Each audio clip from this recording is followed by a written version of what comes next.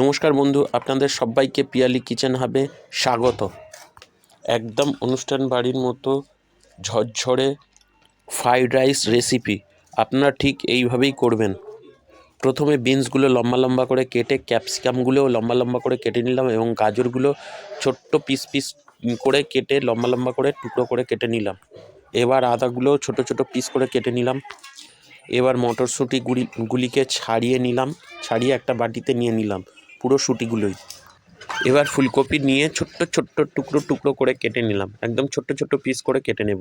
বন্ধুরা, তোমরা দেখো অনেক সময় তোমাদের রাইসের চালগুলো খুব বেশি গলে যায় বা অনেক সময় খুব কম গলে, এই রকম হয়ে থাকে। তোমরা ঠিক এইভাবে বানাবে, দেখবে তোমাদের ভাত একদম ঠিক হবে। এবার আলু, টমেটো, কাঁচা লঙ্কা কেটে নিলাম, সবগুলোই লম্বা লম্বাভাবে কেটে নেব। নিয়ে ধনেপাতা ছোট্ট ছোট্ট কুচি করে কেটে নিলাম। এবার কড়াই একটু বাটার দিয়ে তারপরে নাড়তে থাকলাম, নেড়ে গাজরগুলো দিয়ে দিলাম। গাজরগুলো দিয়ে ভাজা ভাজা করে ভালো করে সিদ্ধ মতন হয়ে গেলে গাজরটা তুলে নিলাম। এদিকে চালটা ভালো করে ধুয়ে আধ ঘন্টা ভিজিয়ে রাখলাম, যাতে চালটা খুব ভালো সিদ্ধ হয়। আপনারা খেয়াল রাখবেন, এই চাল কিন্তু বাসমতি চাল হলেই খুব ভালো হয়। এবার কিছুক্ষণ পরে এদিকে পরপর একে একে গাজরটা ভেজে তুলে নিলাম। এবার বিনসগুলো সেমভাবে দিয়ে এরকম ভেজে সিদ্ধ করে তুলে নিলাম। এরকম লাল লাল করে ভাজতে পারেন। আবার কড়াই তেল দিয়ে আবার কপি দিয়ে কপিগুলো ভালো করে লাল লাল করে ভেজে নেব। এইভাবে একে একে সমস্ত সবজিগুলো ভাজবো আর তুলে নেব। এরপরে আবার কড়াই তেল দিয়ে ক্যাপসিকাম দিয়ে দিলাম। ক্যাপসিকামগুলোও সেমভাবে ভেজে নেব এবং হালকা ক্যাপসিকামে নুন দেব, তাড়াতাড়ি সিদ্ধ হয়ে যাবে।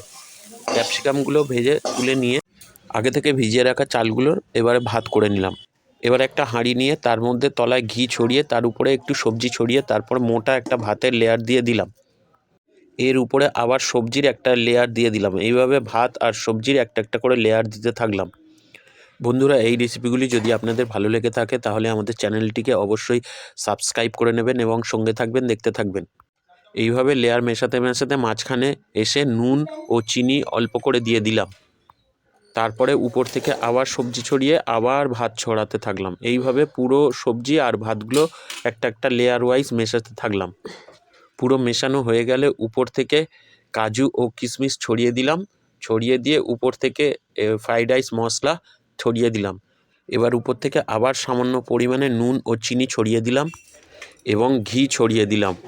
ঘি ছড়ানো হয়ে গেলে এবার এটাকে নিয়ে গিয়ে আবার দমে বসিয়ে দিলাম 10 মিনিটের জন্য।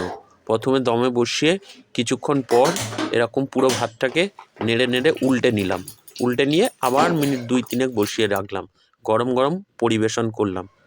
বন্ধুরা, আপনারাও ঠিক এইভাবে এই রেসিপি বানিয়ে দেখুন, দুর্দান্ত খেতে হবে এবং দেখতেও তেমন সুন্দর হবে। টাটা, গুড বাই বন্ধু, অপেক্ষা করুন পরের ভিডিওর জন্য।